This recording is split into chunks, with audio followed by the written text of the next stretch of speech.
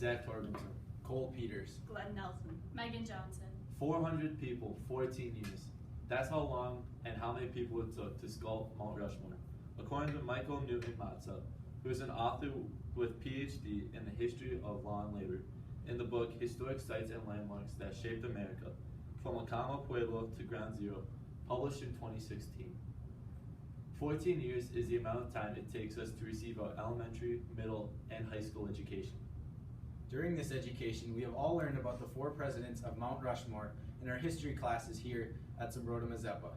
Even though we are centuries removed from their Oval Office tenures, we can still feel the impact that they left on our nation. The 4 presidents of Mount Rushmore led interesting and impactful lives. First, we'll talk about President George Washington. Second, we'll discuss President Thomas Jefferson. Third, we'll talk about President Theodore Roosevelt. And finally, we'll inform you on President Abraham Lincoln. As a young boy, Washington spent a lot of his time on the Ferry Farm. Washington attended school from his 7th to his 15th year irregularly. As Washington got older, he understood more things around the farm, and he even mastered stock raising. According to Eric Bonner, who is an American historian in the journal The Reader's Companion to American History, published in 2014, states that, as a youth, Washington was sent with a military expedition to maintain Virginia's land against the French. Later on, Washington was appointed head of the militia on the frontier. In 1759, George Washington married Martha Custis. Martha was a proper hostess, a friendly companion, and a great housewife. Martha had very little schooling, and Washington would often help her compose important letters. When Washington got married, he matured emotionally and intellectually. In 1775, everyone had the same thought that Washington was the leader of the Continental Army. Washington won at Trenton, Princeton, Yorktown. His responsibility was to remain in armed resistance against the British forces of America. Due to Washington's leadership and strategies, he became a great and a known leader. Once Washington was done at war, he returned home and made his first presidential election bound to happen. In 1789, George Washington became the first president of the United States. Being the president and being the head of the executive branch, he was responsible for enforcing the government that the Constitution created. George Washington achieved so many things during his presidency. He created a new government and persuaded the American people that their future should lie under a strong and central authority. George Washington settled issues such as the Jay's Treaty, the Pinckney's Treaty, the Treaty of Greenville, and the Whiskey Rebellion. George Washington ended his presidency after his 2 terms in office. He declined a 3rd term. According to Alan Evans, who is a historian and a senior research associate in the Encyclopedia Britannica, which is a general knowledge English language encyclopedia language, in the entry George Washington, that was updated in 2019, states that George Washington retired in March of 1797 to Mount Vernon. He dedicated himself to his family, himself, his farm, and his care of his slaves. In 1799, George Washington died due to laryngitis. He urged the nations to maintain the highest standards domestically and to remain foreign powers to a minimum. Once George Washington was done in office, he was known for many things. George Washington was known for being the first president of the United States. He was known for being on the dollar bill and being on Mount Rushmore. According to Gordon Thomason, who has a PhD from Cornell University and is an associate professor of history and social sciences, in the journal Mount Rushmore National Memorial, published in 2016, states that, considered by the Shrine of Democracy, the Mount Rushmore is an important monument in America, and it also is a core of American religion. George Washington was first carved on the monument.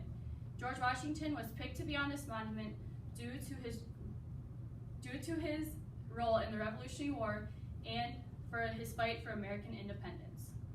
Now that I have told you about George Washington, let's now talk about Thomas Jefferson. President Thomas Jefferson was the 3rd president of one of 2 sons in a family of 8 children from Shadwell, Virginia. His mother had a strained relationship with her children after the death of their father. Because of this strained relationship, Thomas Jefferson went to live with a local schoolmaster. He lived with that local schoolmaster until he left for college. He attended the College of William and Mary in Williamsburg. While at college, he was seen as an obsessive student by his peers. On an average day, he would spend 15 hours with his books, 3 hours practicing his violin, and 6 hours for resting and eating. While at college, one of his chief influencers was the legal scholar George Wythe. He read law with George Wythe for 5 years before practicing law. And while practicing law, he was seen as an extremely serious, shy man who earned a reputation as a formidable scholar. With that formidability, he went on to serve 2 terms in office as president. And during those 2 terms, he accomplished daring tasks. He was the president who authorized the Louisiana Purchase, and he also put together the Lewis and Clark expedition into the Northwest. And there was a law that he authorized that was not beneficial to the U.S. According to Adam Augustine, the managing editor of Encyclopedia Britannica, who has a degree in English, stated on Britannica Academic in the entry Thomas Jefferson, updated 2018, that in 1807, the Embargo Act was put into place and it closed all U.S. ports to foreign trade. The Embargo Act was being used to try and influence Britain and France to change their trade policies during the Napoleonic War. It didn't work because the U.S. was still a small country at the time and didn't have any influence by cutting off trade with those foreign countries. The Embargo Act and the Louisiana Purchase are not the only things that President Jefferson are known for. He's also known for being one of the founders of the University of Virginia and for being the person who wrote the first draft of the Declaration of Independence. Now that I have talked about President Thomas Jefferson, let's discuss President Theodore Roosevelt.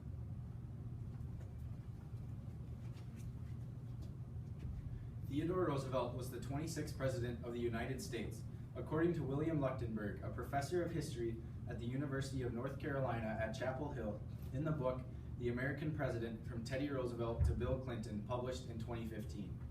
Roosevelt led an eventful personal and professional life leading up to his presidency.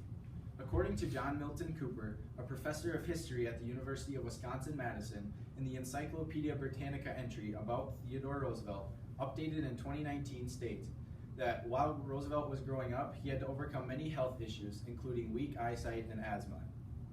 Because of these ailments, his parents had him educated by private tutors while he was growing up. After he became a man, he married his first wife, Alice, in 1880. He and Alice had 1 daughter while they were together. Sadly, his first wife and his mother died on the same day in 1884, presented by Katie Hull, an American Studies professor at the University of Amsterdam with a PhD in U.S. history in the European Journal of American Studies, published in 2018. Roosevelt decided on a career in politics after briefly studying law at Columbia Law School. He started his political career as a member of the New York State Assembly. While he was a member of this assembly, he fought against corrupt political machines across the nation. In 1896, he took a break from politics in order to lead a cavalry unit called the Rough Riders in the Spanish-American War. After returning home victorious after the war, Roosevelt was known as a hero, so the Republican Party decided to nominate him as the governor for New York. While serving as governor of New York, Roosevelt tried to make many changes to the government, including limiting the power that big corporations had over the economy. The Republican Party was not a fan of how much Roosevelt was trying to reform the government, so they nominated him to be the vice president candidate in the 1900 election. The Republicans thought that Roosevelt would have less power as vice president to their presidential nominee, William McKinley, than he had as state governor of New York. Everything was going according to plan for the Republicans, as President William McKinley was elected in 1900, and Roosevelt was becoming increasingly frustrated with how little power he had as vice president. Their plan backfired, however, in 1901, when President William McKinley was assassinated, leaving Roosevelt as president. Theodore Roosevelt became the youngest president to take office at the age of 43. Theodore Roosevelt made big changes to the government while he was in office. He was vital in the creation of many bills and federal agencies while he was president. One issue that he tried to tackle was the issue of labor laws. Roosevelt created a plan called the Square Deal, which called for laborers to be treated fairly and compensated fairly for their work. It also tried to limit corporations in the power that they had over their workers and the economy. Due to the muckrakers, or investigative journalists, that exposed the terrible conditions that the food industry was in, Roosevelt also adopted the Pure Food and Drug Inspection Act. This act allowed agencies to be created that could protect consumers while purchasing food or drug products. Roosevelt also had a strong belief in conservation. Because of this strong belief, he created the National Forest Service in 1905. The National Forest Service today still protects the government-owned national forest reserves in our nation. Roosevelt was also very involved with foreign politics while he was president. He had a famous saying regarding foreign affairs, which was "speak softly and carry a big stick." This saying basically said that the United States should not incite conflict, but instead they should let other countries know that they are able to attack or defend themselves if need be. This plan was put into place when they helped Panama secede from Colombia in 1903. This was very important because it allowed the U.S. to start construction on the Panama Canal, which provided a much needed shortcut for ships to pass from the Pacific to the Atlantic Ocean and vice versa. Roosevelt also added the Roosevelt Corollary to the Monroe Doctrine while he was president. This corollary stated that the United States should have sole foreign influence over Latin American countries, and that they would help Latin American countries fulfill their international obligations. In 1906, Roosevelt also won the Nobel Peace Prize for his work in brokering the Treaty of Portsmouth, which helped end the Russo-Japanese War in 1905. Roosevelt left a big impact on our nation after his presidency. Roosevelt had many national parks named after him because of his conservation efforts. The Theodore Roosevelt National Park in North Dakota and Theodore Roosevelt Island in Washington, D.C. are two parks that were named after him due in part to the 194 million acres of forest that he set aside during his presidency. Roosevelt is also known for his strenuous rise to the Oval Office. He overcame many obstacles on his way to becoming president, and he outlined these obstacles in the book he published in 1901 titled The Strenuous Life. From overcoming the deaths of his wife and his mother to overcoming his early health issues, Roosevelt proved that anything was possible. Now that we have talked about President Theodore Roosevelt, let's talk about President Abraham Lincoln. Abraham Lincoln was the 16th President of the United States. He was born in Kentucky in 1806, and even at a young age, his childhood was very eventful. According to John Nicolay, who was Lincoln's private secretary, who wrote a biography on Abraham's life, the book is called The Short Life of Abraham Lincoln, published in 1890. Although this source is out of date, it is a primary source, which states when Abraham was 9 years old, his mother sadly passed away after drinking milk that was tainted with a poisonous white snake root, also known as milk sickness. When his mother passed away, his father left Abraham and his sister, Sarah, alone at their cabin while he looked for a new wife. This made Abraham and Sarah start to dislike their father more and more. The Lincolns moved all across the Midwest, from Kentucky to Indiana, all the way to Illinois. At the age of 22, Lincoln finally decided to move out from his dad and to join the Army for the Black Hawk War. Although he never saw any combat, Lincoln was elected captain for a small command of men. And after the war, Lincoln decided to head into politics. Abraham Lincoln's political career wasn't as successful as most people think. In 1832, he ran for state legislature and lost. He did rerun in 1834 and won, but his success was short-lived. He soon wanted to be the Speaker of the state legislature, and he failed. He then ran for Congress, ran for Senator, and even ran for Vice President of the United States, in which he failed all three within a 13-year time period. Lincoln's views were much different than most people in the political era. He wanted to stay true to the Constitution, which states that every man has the rights, despite their skin color, to life, liberty, and the pursuit of happiness. Abraham Lincoln could have quit his career at any time, but he kept trying and stayed persistent, even after he lost again for senator to Stephen Douglas. Even when he lost, he continued campaigning. He campaigned all over the North to make his name known and to spread the word that slavery in the South was much different and brutal than what the South had described it to be. When 1860 came along, Lincoln ran for presidency against John Breckinridge, and when the electoral votes came in, he won by a landslide. From his ideas through his persistency, Lincoln became our 16th president and led a successful career.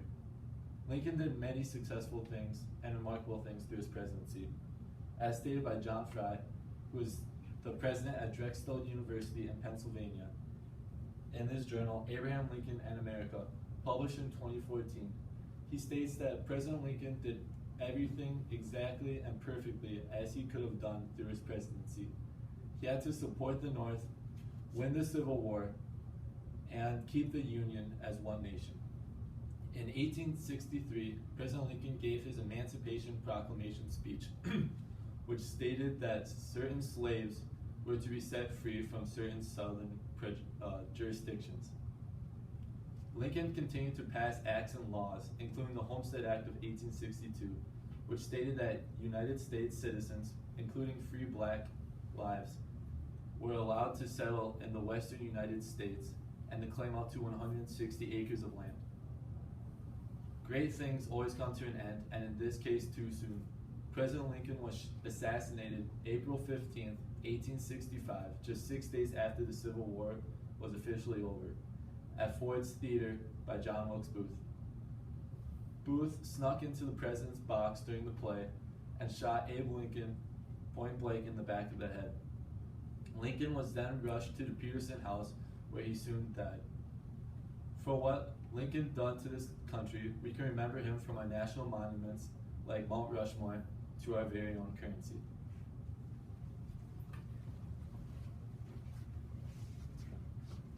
First, we talked about President George Washington. Second, we discussed President Thomas Jefferson. Third, we informed you about President Theodore Roosevelt. And finally, we talked about President Abraham Lincoln. The four presidents of Mount Rushmore led interesting and impactful lives. Through the time and effort that the 400 people took to sculpt Mount Rushmore, we have a monument that reminds us how these four presidents affected our nation for the better.